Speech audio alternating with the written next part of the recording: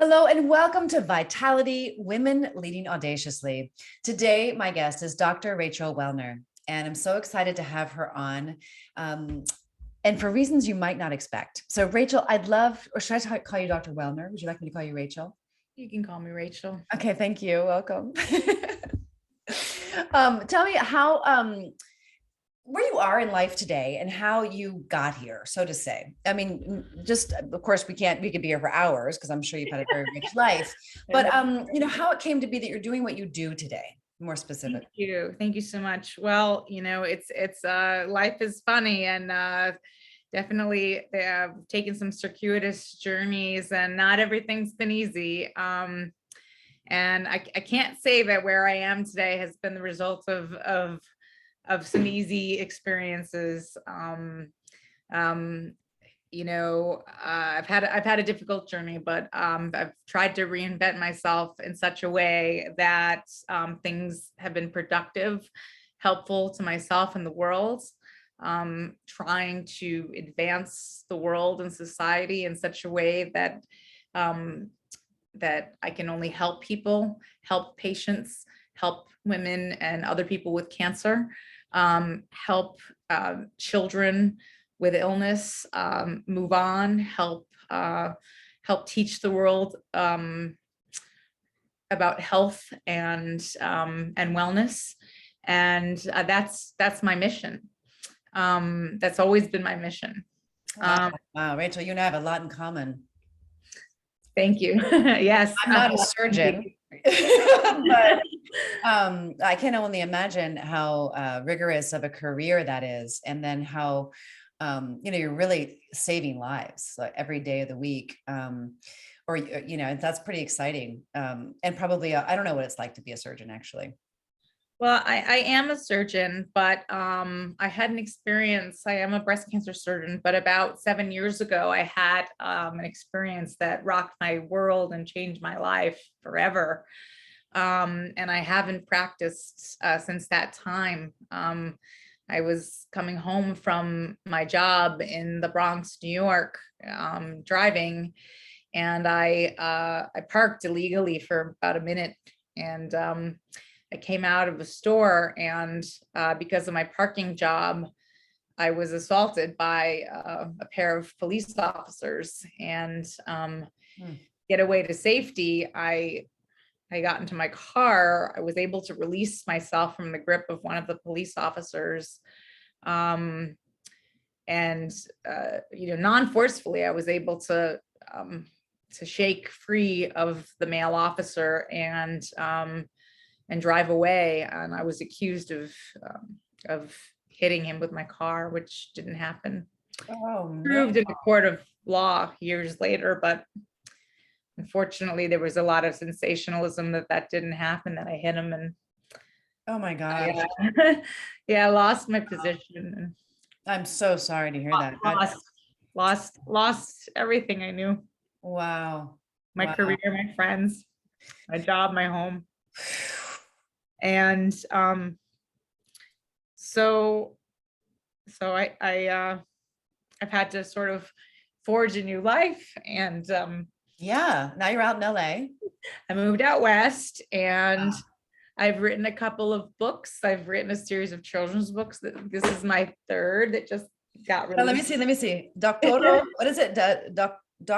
Rue in the Case of the Red Hot Hawaiians. So the children of Hawaii on the Big Island are getting sick with sort of red splotchy anathema spots.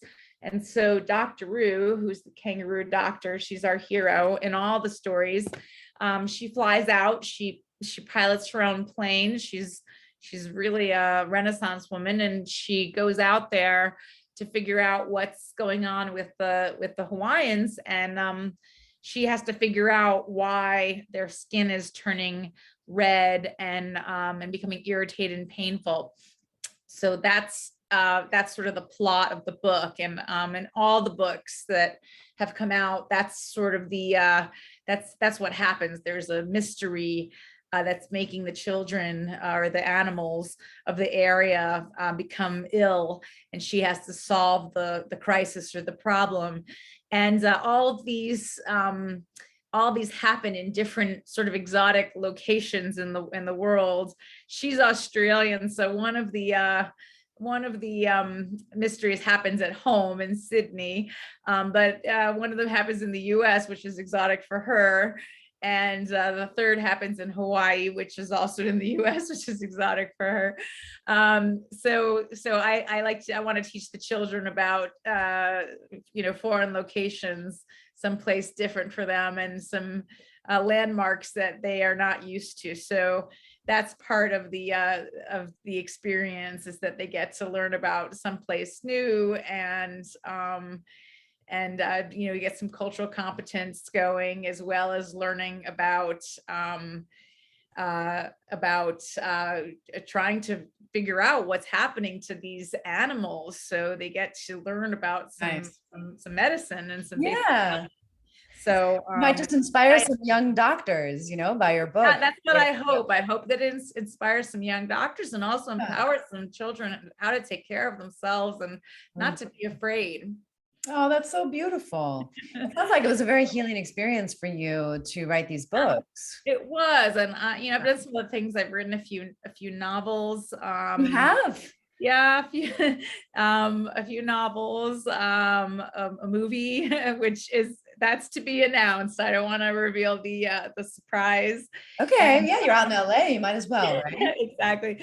And I started a biotech company, which is sort of on the precipice. It's a cancer identification company, which identifies the cancer probably, I don't know the number yet, but hopefully exponentially sooner than our current technology. That's incredible. So currently, say a woman with breast cancer has to wait maybe day to several days to get her results for breast cancer, and the technology that I've sort of discovered would allow her to find out right away, within seconds, that she has cancer, and hopefully much more information than just whether she has cancer or not. And that's the company that I founded and started, and that's what I'm working on right now. Amazing, Rachel. That's really, really meaningful, because I know for a fact, after all the years I've been in this business, a cancer diagnosis completely turns your life upside down, like a traumatic event, different than the one you had, but turns your life upside down. You're never the same afterwards. I have a family member who was diagnosed with breast cancer at age 40. And I saw, the impact that cancer can have on somebody's life. And you saw it for probably over a decade in your career as a surgeon. Absolutely. It's intense. And I'm really clear that early prevention is the key. So I'm really hopeful about your technology coming to the public in a way that's meaningful. I mean, I have the impression, and correct me if I'm wrong, that we all have cancer in our bodies, but that it doesn't express itself as metastatic necessarily until our DNA mutates at a certain level. Is that accurate?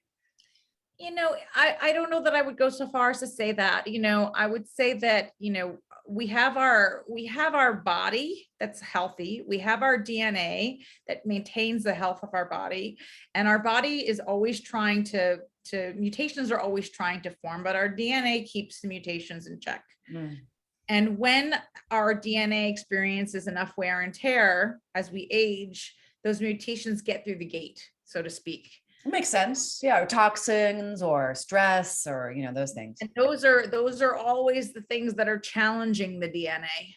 Those are, whether it's toxins, poor diet, just cigarette smoke, you name it, genetics, those are the sort of, and genetics actually are within the DNA that are that are actually impairing the DNA. But those are the sort of challenges to the DNA, and constantly saying to the DNA, well, challenging, wake up, I'm trying to get through, and cause a phenotypic cancer.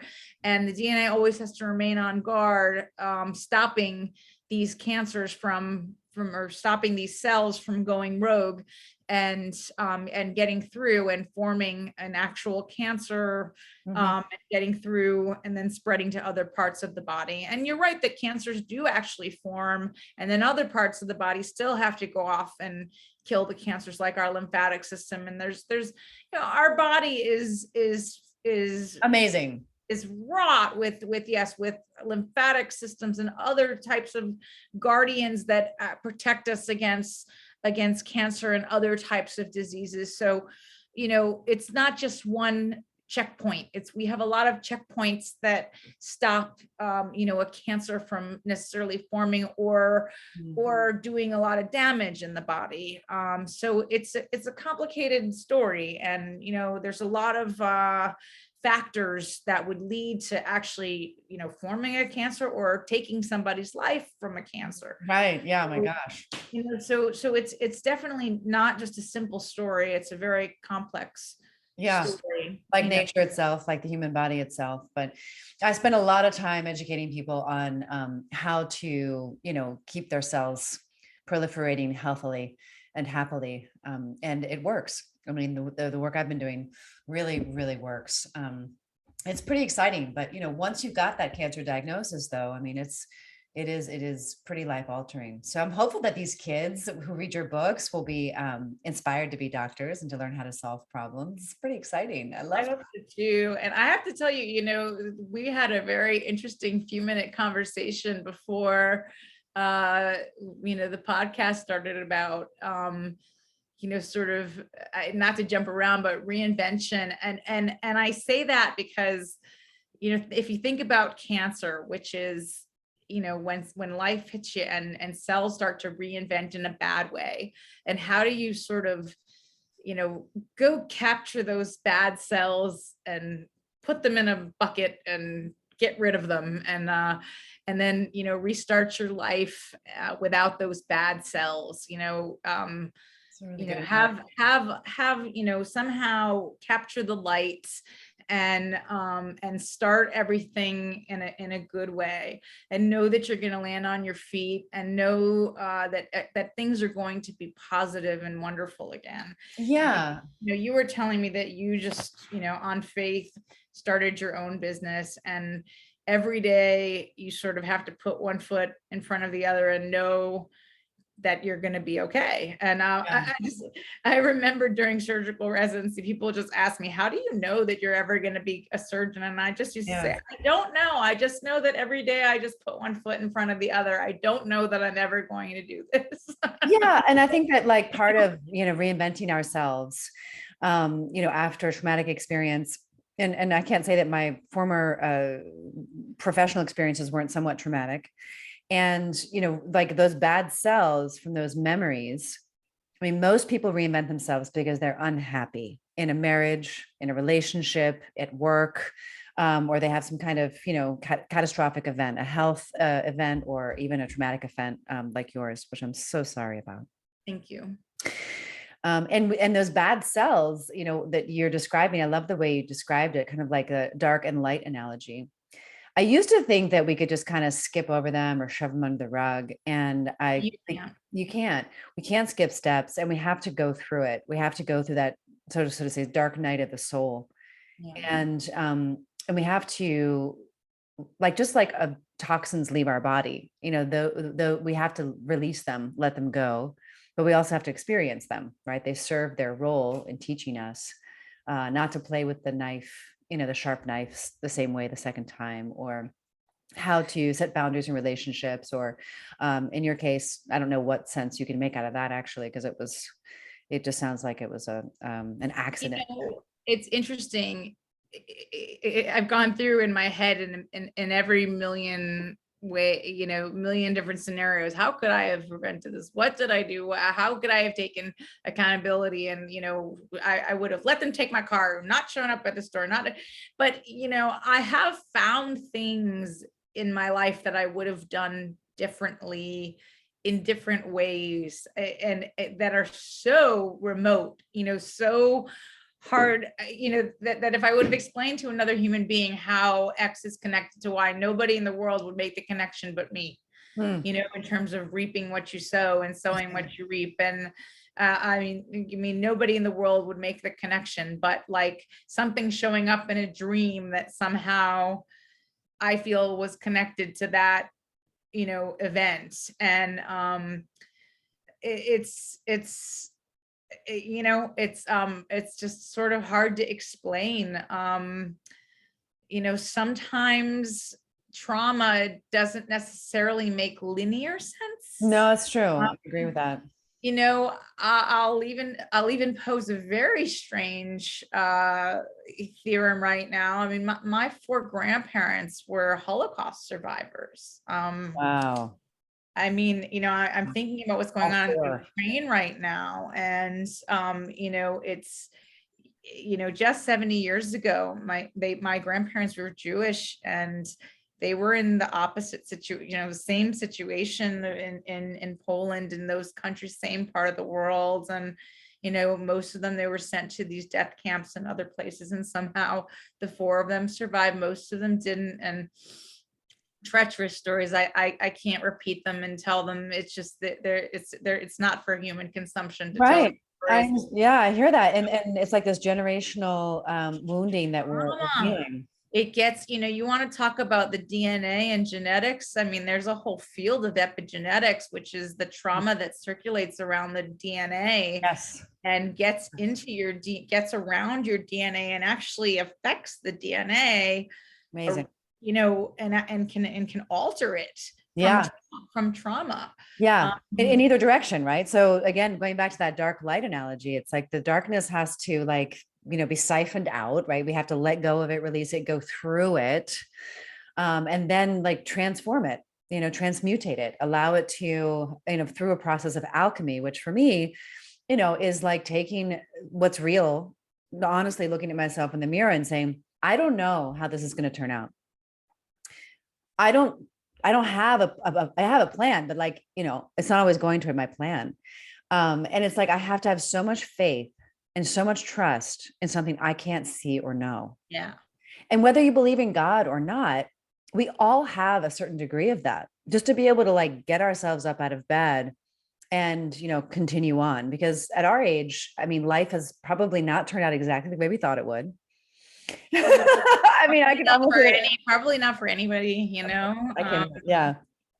Some things exceeded our wildest expectations, and others, greatly did not. And it's just interesting. I think when you get into your mid and late 40s and 50s, and you start to kind of have to be really honest about yourself. And right now we're having an epidemic of anxiety and depression. I think a lot of it is related to this ability to transform, and get out of bed and trust and have faith. I don't know. What do you think? Well, I think so. I mean, like, look, we've just lived through a pandemic, which is not quite over yet. I mean, who thought we would have lived through that in our lifetime, right? And now another war, and yes, we we have another epidemic of mental health crises going on as well. Yeah. Um, you know, life's hard. Life's hard. Nobody ever said it was going to be easy. Yeah. I look at you, and I see nothing but exuding confidence, and I see nothing but success. And I tell you, like, with everything that I've been through, which you saw me sort of break into a little bit of tears. I'm happy. I love this. I love getting up in the morning, and I have another 9 more books of these that I'm already writing. Amazing. I'm writing the second adult novel. I I don't know. I just feel like there's just another chapter. I don't know where it's going to take me, but I think it's just sort of someplace good. And, you know, I almost feel like, okay, the surgery was the front lines. Yeah. Maybe that was my, my tour of duty with the Marines or something. And then this is now my adult, job. I don't know. Interesting. Yeah. Not that surgery isn't an adult job. Very Just- adult. know. Your second adult job. Right. Now with Exactly. the wisdom that you've been cultivating from that and all the other experiences of life.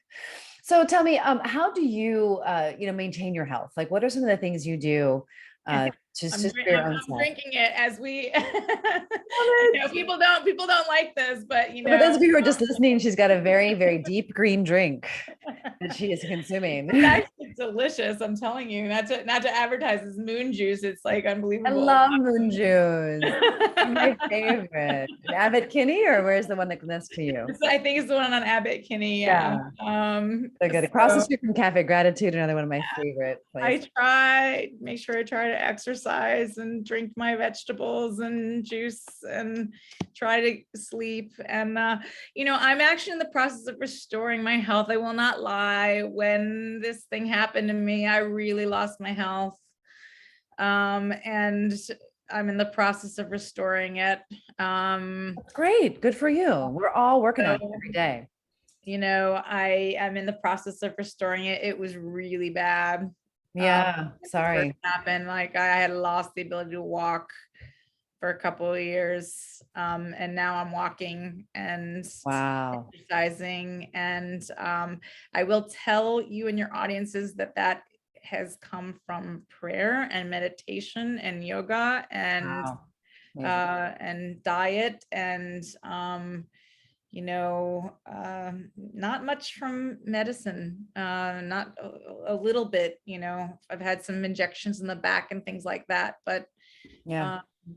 yeah, a lot of alternative health and stuff like that. A lot of the long-term solutions that I know of really come from exactly what you're describing. And even when we look at your body keeps the score, and some of the other books about trauma, the greatest results they had in their clinical research was really through movement and yoga, things like yoga and meditation. So above and beyond shock therapy and EMDR and all the other things, which was to my surprise. I remember reading those books and being like, okay, what's the secret? How do you resolve this trauma? And they're like, yoga and meditation. I'm like, really? I'm like, this is the guy at the top of his field. But yeah, you're like, doesn't make sense. It doesn't make, and look, I come from Western medicine, right? Most couldn't be more resistant, Yeah. And so, background, I mean, I've been practicing yoga now for almost 30 years. And so I've seen what it's done to so many people over that time. And we work like Iyengar. So it's like, yoga therapy. So I am aware of it firsthand, but to have it clinically proven like that was really eye-opening for me and affirming in so many ways. But when you're feeling like really tired, what's your go-to? Is it like watching Netflix? Is it sleeping? Is it, I don't know, favorite food, or like, do you have something that you do when you're really tired? I have to be honest. I have to sleep. No, that's great. I thought a lot of people have to sleep. Yeah. Yeah, I'm just trying to think, is there anything? When I was younger, it was exercise. Yeah. But at this point I do have to sleep. I mean, my boyfriend doesn't need as much sleep as I do. And so like sometimes I'll get like really cranky and I'm like, I just need to go to sleep. I'm like really tired. Men and women are different. I was like, it used to be like, let's go for a run, let's go play tennis, let's whatever. No, it's like I need my sleep. Like if I don't get my sleep, I'm super cranky. It's so funny. I'm such a little girl like that. I love to sleep. And as I get older, and my hormones are changing, I noticed that sleep is starting to change, and I'm like, oh, I gotta address that. So I think the way I was as a young kid, I did not need sleep. I mean, literally, I go around the clock. I slept an hour a night. I didn't need any sleep. But it's good as a surgeon, because it's a good thing because they didn't let you sleep. But My goodness. Wow, what an amazing experience you've had. And this journey, for those of you out there who are thinking about pivoting careers, or who yourself have had a traumatic experience and are recovering, Can trade it. I love surgery. I have to say, I miss it sometimes so much. I love the art of surgery. It is beautiful. And yeah. even thinking about a career in it, I mean, it's not an easy career and you have to think about it long and hard, but I still love it. Mm. I miss it. Yeah, but follow your heart, folks. Keep the faith.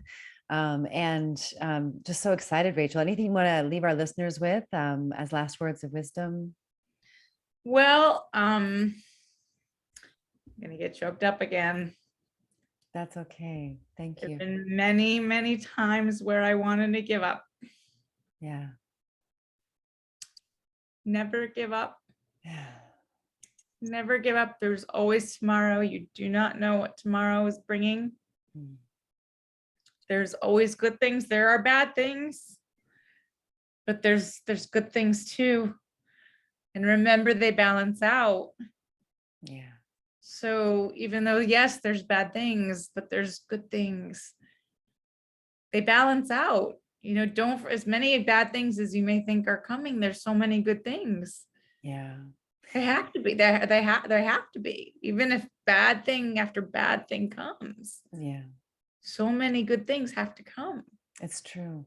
So for for a young person who's going through hell, or an older person who's sick, or whoever you are, somebody who's poor or decrepit or ill or impoverished, or whatever your situation is, it's it changes. It can change, Constantly. and it does change. It does. Yeah. So remember that. That's what I say. Remember. Yeah. My young life, I spent going on medical missions to Nicaragua and India Wow. and Dominican Republic and all sorts of places like this. And one thing I always saw in the worst crisis was love. Love was so permeated the world. So Yeah. never forget that. Ever present. Never forget that. Yeah. So beautiful. Thank you for being here. And you've been an inspiration and a good reminder for me. Be well. Thank you.